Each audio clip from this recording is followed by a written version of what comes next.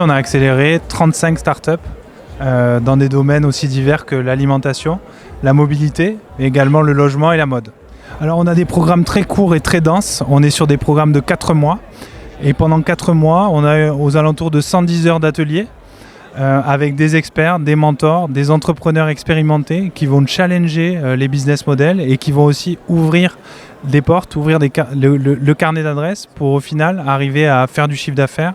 Et c'est vraiment la clé de réussite d'une start-up. On est sur des batchs de 12 startups par session d'accélération et une prochaine session qui démarre au mois d'octobre. Alors la plupart ont trouvé leur marché, réalisent aujourd'hui du chiffre d'affaires, sont passés par une phase de levée de fonds qu'on a pu accompagner avec nos outils de financement côté Crédit Agricole.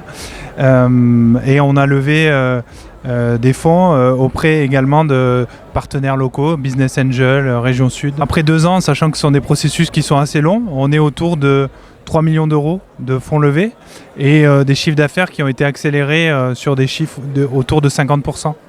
Sur ces startups accompagnées. Alors l'ambition, c'est vraiment qu'elles s'installent, qu'elles créent de l'emploi sur le territoire. C'est pas toujours possible parce que les startups internationales qui viennent ici, on va dire pour 50% de nos promotions, elles ont parfois d'autres marchés. Il y en a qui vont aller plus se tourner vers le marché parisien notamment, qui est important sur les médias, la communication. Mais vraiment l'ambition, c'est qu'elles s'installent ici.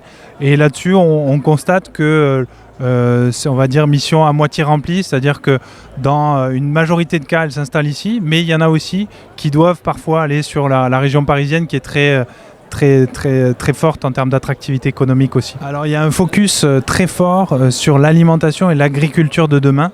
C'est vraiment des thèmes qu'on pousse énormément. Alors ils sont poussés en premier lieu par le consommateur, qui vraiment veut une autre alimentation et une autre agriculture.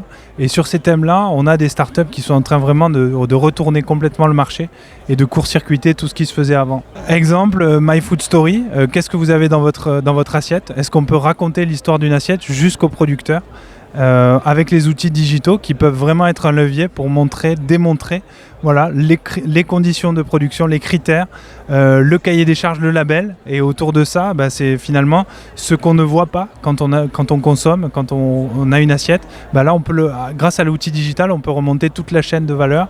Et c'est vraiment une attente forte du consommateur.